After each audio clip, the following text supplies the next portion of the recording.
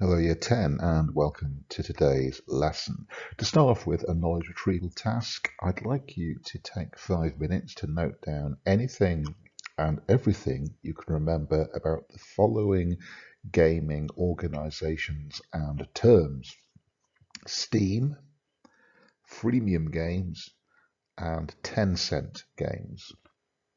5 minutes to note down everything you could remember about those three areas of gaming. Pause this presentation. When you're ready, move on.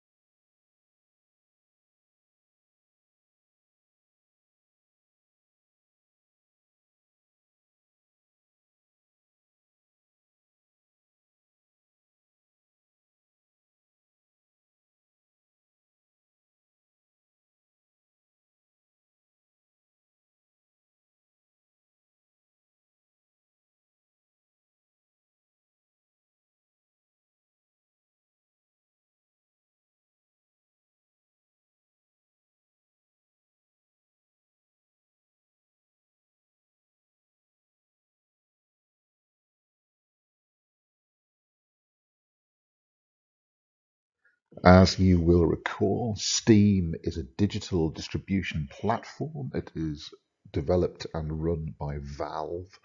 It offers access to thousands of games. It has over 100 million users, and there are several millions using the site at any one time. And it allows gamers to connect online, allows gamers to buy, download games, and various other services. It is a very lucrative service, and Valve has made a lot of money from it. Remember, the gaming industry is worth hundreds of billions of dollars. Freemium games are free to download. They generate income by in-app advertising, which is often targeted and is sometimes based on cookies that are lodged on devices. Makes money from players paying to have the ads removed, effectively a premium service, and it gets money from in-app or in-game purchases. So although the game is free, to play the game or to proceed in the game, you often have to pay money. And Kim Kardashian Hollywood is an example of that. Tencent Games is the largest gaming company in the world, and it is the sixth largest internet company in the world. So it is a huge company that owns lots and lots of smaller companies that offer games on a variety of platforms, mainly mobile, I think. And it makes a lot of money in Southeast Asia, particularly China. Remember, the Chinese population is over 1 billion, so over a seventh of the world's population live in China. But most gamers will have played a game that Tencent is involved with. For example, Clash of Clans, which is produced by Supercell, and Glue Mobile, which produced Kim Kardashian Hollywood. The focus of today is on rating and regulation in the gaming industry, and also on the negative influences games are accused of having on their audiences. And there was a question a couple of years ago about negative influences of games, so it is something that you need to think about. First question: what is the video game regulation system in the UK called? I'm sure you remember this. It is called PEGI, and PEGI stands for Pan-European Game Information. And it is an age rating system. So PEGI itself is not the regulator, it's the system. And it's there primarily to advise parents about the suitability of computer games. And PEGI labels are used on packaging or online on sites like Steam or Google Play to indicate the minimum recommended age level. And it provides information, quite detailed information actually, about the potential content of games. And this is supported by publishers and developers of most games, major console manufacturers such as Sony, Microsoft, and Nintendo. So it is one of the few regulation systems that has, I would say, an almost universal level of support from the industry. Now, the scheme is run by the Video Standards Council, the VSC Rating Board, and they are the actual regulator. So PEGI is the system, and the VSC, the Video Standards Council Rating Board, is the regulator. And they can reject the PEGI rating if it's felt to be inappropriate for UK audiences. So sometimes games that are acceptable in the UK are not acceptable in other parts of the world. Australia is a lot stricter with regard to gaming regulation. And sometimes the same game can have different ratings in different territories. Make sure that you've written down clearly what PEGI is, and don't just write it's the gaming regulator. You need to write down PEGI stands for Pan-European Gaming Information, and it is the system for video games ratings. And the Video Standards Council Rating Board, they administer the PEGI system. So please make sure you've got that information down then move on to the next slide. Now, the interesting thing about PEGI ratings is that they are very similar to film certification. I think the PEGI ratings are based on film ratings. Although you'll notice that unlike film, PEGI can be quite specific about games that are suitable for younger children. If you remember, the BBFC ratings are effectively U, UC, and PG, whereas PEGI, you've got 3 and 7. And I think that's to do with the accessibility of video games compared to films, given that parents perhaps have a little less control over accessibility to games. And you'll notice also that there is a clear graphical description of the possible issues that people might deal with when buying a game. So why might video games have been certified using similar methods to film certification? Well, I think that it's basically because the film certification system has been around for decades and is a familiar system. And so audiences will recognize the graphical quality of the color schemes, the traffic light system, the use of age rating data. And so I think it makes the system, the PEGI system, which is comparatively newer, familiar and usable. I think that's one of the reasons why. What impact do age ratings have on players' decisions to purchase or play games? Probably not a huge amount, because at the end of the day, it's an advisory system, and it's impossible actually to prevent somebody who is younger than a recommended age from buying a game. Most sites like Steam, where digital distribution of games happens, require people using the site to confirm their age. And obviously, it's very, very easy to do that without being scrutinized. And so I would suspect that the PEGI ratings don't have a huge influence on players. They might have an influence on parents, but obviously there are significant player bases of games like Call of Duty, which technically I think are 18 rated, Grand Theft Auto as well, but where younger players play them, and maybe partly because of the age rating, maybe partly because there's a slight thrill in playing something that you're not supposed to play. I don't know. I don't think the ratings will have a huge effect on people's decision to play certain games. Make sure that you've written down the point about the certification being similar to the BBFC system and the information about the limitations of the system, since basically it's almost impossible to enforce. It's not a law, by the way, it's not a legal system, it's an advisory system, in the same way that the BBFC is an advisory body. But a shop, for example, could refuse to sell an 18 rated game to a child who is obviously younger than 18.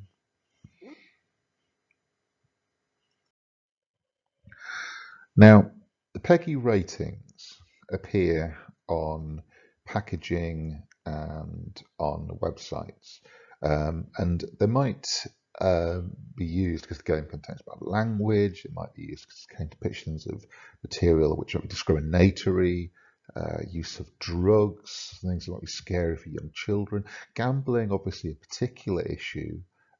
Nudity and sexual violence, sexual behaviour, or ordinary violence, or online. And that's an interesting one because, like most games now, have the potential to have an online component. But at the time the PEGI system was developed, online gaming was a lot rarer. Smaller publishers can self-regulate, and they can use what's called the PEGI OK label. And effectively, what this is saying is that the game has not been scrutinized by PEGI, but the publisher, or by the VSC, but that the publisher is saying this game is okay. And I think that's to shortcut a long process of being scrutinized. However, what I also understand is that if somebody complains about the game, then PEGI may force the game to change its rating. Now, there are a number of challenges with the PEGI system. On the plus side, the advantages of the system are that it offers a very clear understanding of content, and that protects publishers because they can't be accused of putting unsuitable content out into the market unless they use the PEGI OK rating and the game clearly breaches one of those content codes. For parents, it offers a clear advisory system, and so it makes the gaming market a little bit safer. The disadvantage is that it is almost impossible to regulate, and PEGI ratings don't cover mods and they don't cover user-generated content, which means that even after the game has gone out into the world, it can be changed by other people, and people can add or change the game in ways the publishers didn't intend and effectively manipulate the content, which would mean that the PEGI rating no longer applies.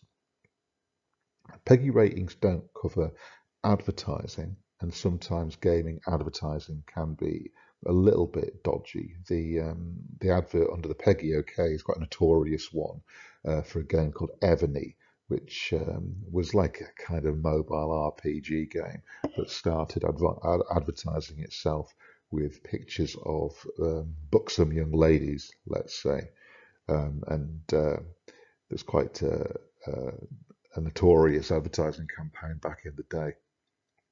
And obviously, once a video game has been purchased or downloaded, really there's no way to regulate access. PEGI has no control over that, neither does the VSC. So the disadvantages of the PEGI system are that really it only works at the point of sale.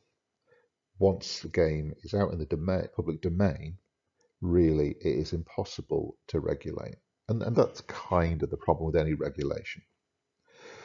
For information, Lara Croft Go is PEGI 7. Kim Kardashian Hollywood, last time I checked, didn't have a PEGI rating, but it's rated 12 plus by the ESRB, and the ESRB is the US gaming regulator. Now, it's interesting actually because Lara Croft Go contains more violence than Kim Kardashian Hollywood. In Lara Croft Go, you are actually shooting a lot of creatures, and it's quite, if you think about it, quite a violent world that Lara Croft is in. But it appears to be suitable for a younger audience than Kim Kardashian Hollywood. And I don't quite know why that's the case. I think because possibly Lara Croft Go is more obviously fantasy, and the world of Lara Croft Go, we'll talk about this more when we look at the game in depth, the world is a little bit more fantastical, and the whole thing is packaged in a way which makes it less threatening. I don't know. I mean, I don't know whether there is particular content in Kim Kardashian Hollywood that makes it a little bit more unsuitable for younger people. Maybe to do with the worldview. I don't know. But it's worth noting that those two games have different PEGI ratings. As a media form, video games are often open to criticism, and these criticisms are based quite often on effects theories. Now, you might recall back last year we talked about different audience theories, in particular hypodermic syringe and cultivation theory, and these not the theories themselves, but the ideas behind the theories often get cited when complaints are made about video games. And some arguments about the negative effects include that they desensitize audiences or they lead to copycat behavior. And the basic idea there is that if you are playing violent games like Call of Duty or Grand Theft Auto, then you are going to become a more violent person or you're going to become less revolted by violence. Basically, you are training yourself to become a worse person. Another argument is that people play games and then they want to go and do what they see in the game. And so they can't judge the fantasy of the game from the reality of the world.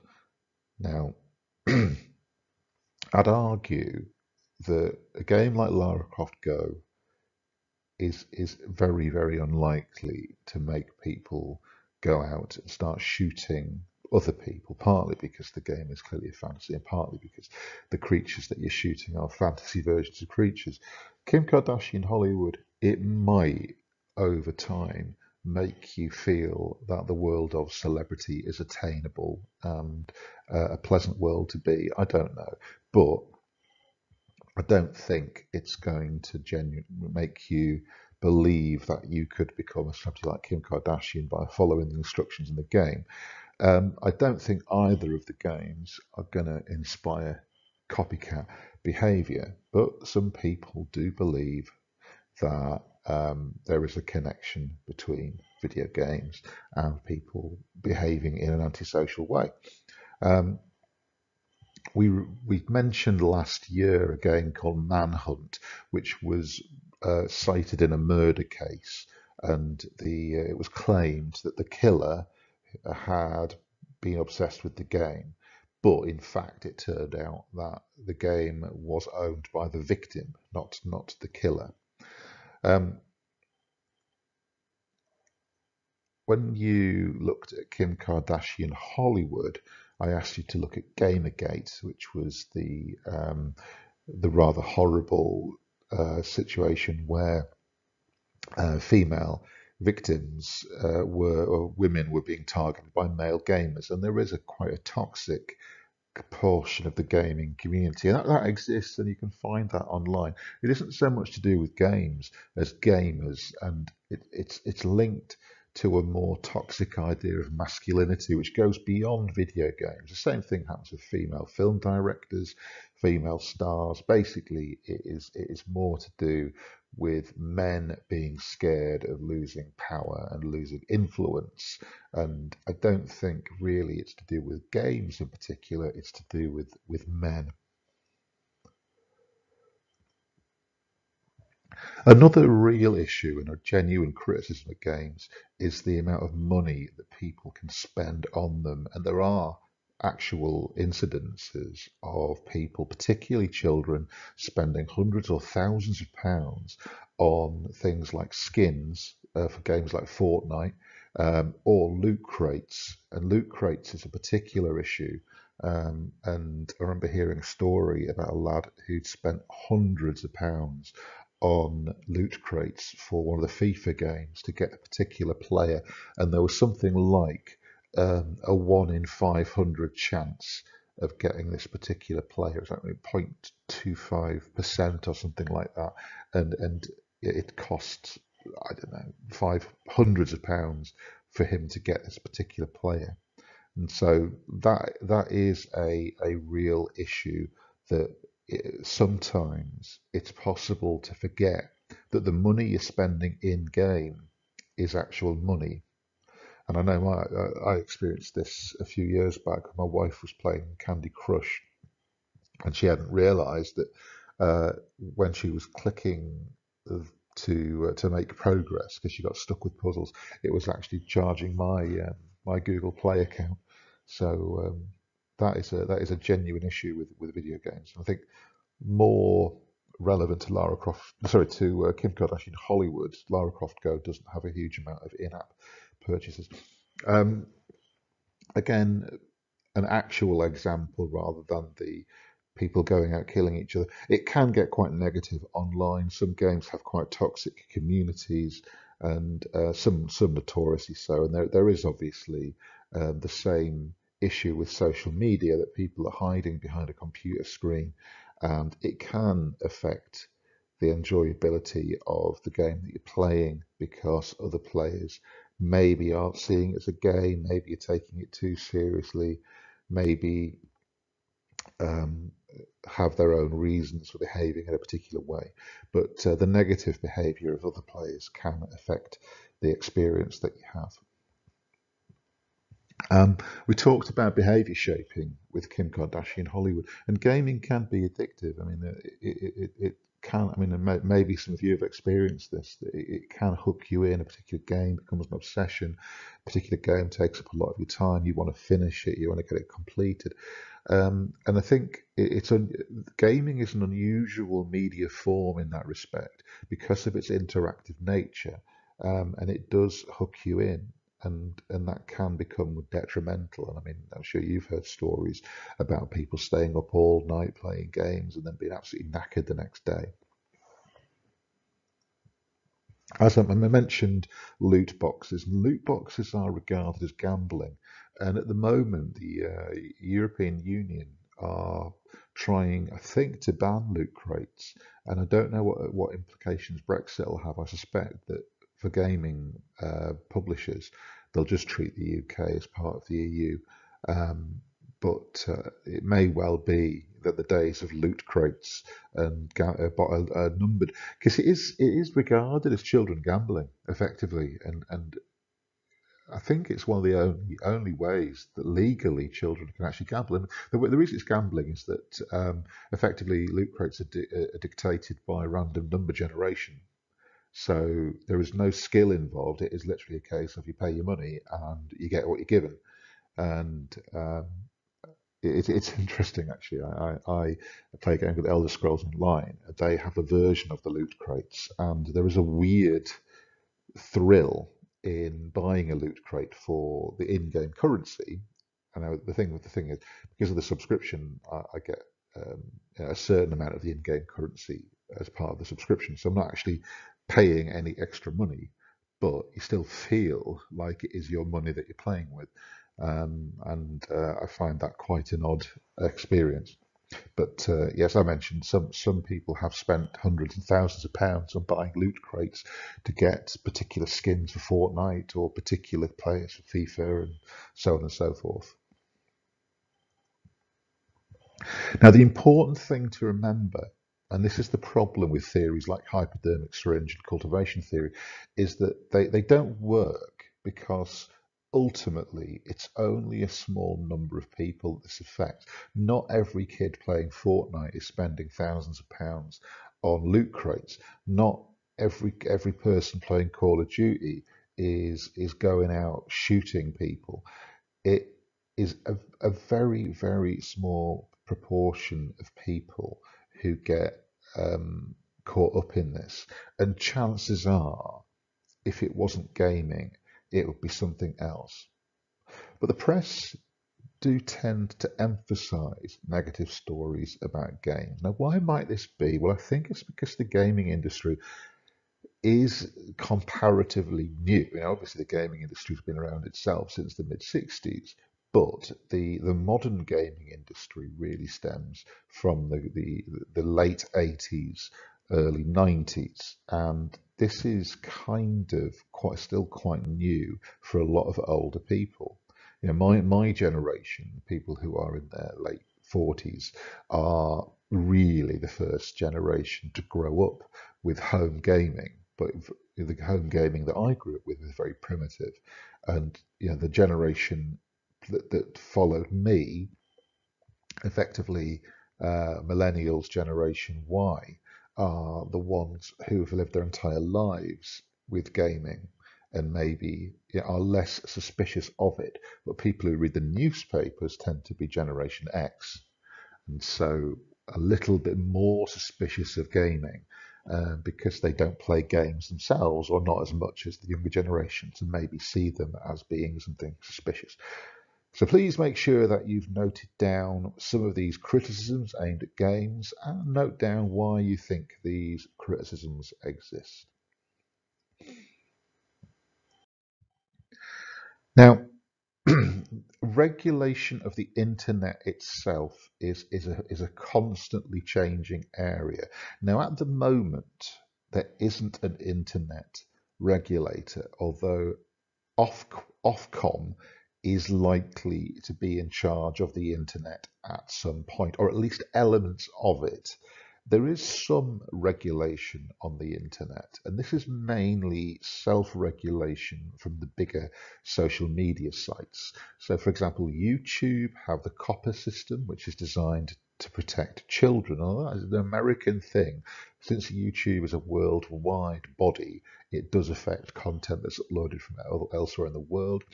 Facebook self-regulates and is meant to have algorithms that remove offensive images or offensive posts, similarly to Twitter. Internet service providers do have some control over what users can access, although mainly that power is used to block websites which pirate material. Because I think the UK government required ISPs, internet service providers like Virgin and Sky, to block piracy sites. And as I mentioned, Ofcom are going to be given some power to regulate social media sites. But at the moment, internet regulation itself is very, very patchy. There are a few legal requirements. One is called GDPR. GDPR is a European guideline about effectively data. And you might have noticed that a lot of websites now require you to give permission to access them, and that is to do with GDPR, and it's to do with the protection of your personal data. And that is quite a restrictive system. It affects what data can be stored, how the data can be used, and there are quite heavy fines if people break that. Copyright laws have been tightened up. The internet has led to a lot of breaches of copyright, and this includes Article 13, which again is an EU directive and which caused a lot of grief last year to YouTubers because it involved the fair usage of material on YouTube videos and affected a lot of YouTubers in terms of what they could actually post. And there are also laws such as libel and slander. And libel laws are basically about what you can write.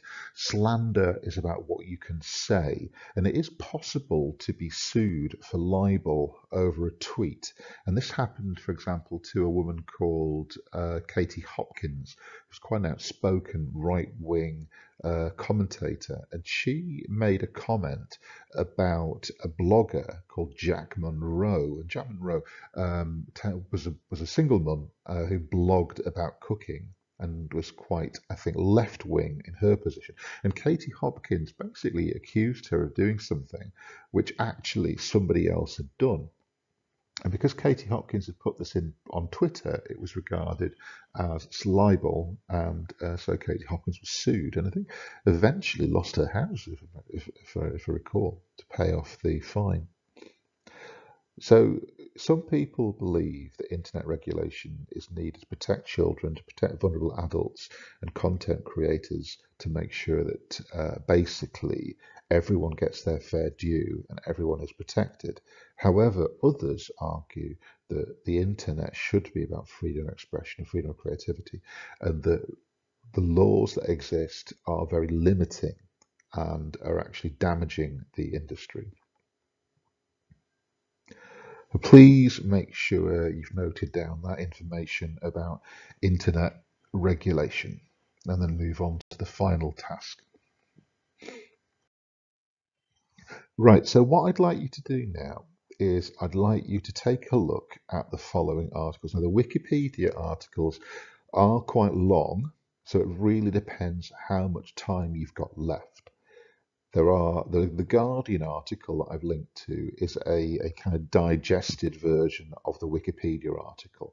And similarly, the Independent article is a kind of digested version of the Wikipedia article at Video Game Controversies. So I'd like to read those articles, and then in the time you've got left, I'd like you to answer the question: what negative influences are games accused of having on their audiences? Give at least 3 examples. So I want 3 concrete examples of negative influences.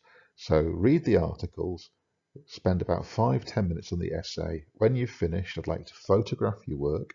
I'd like to upload your work. Please make sure it's attached.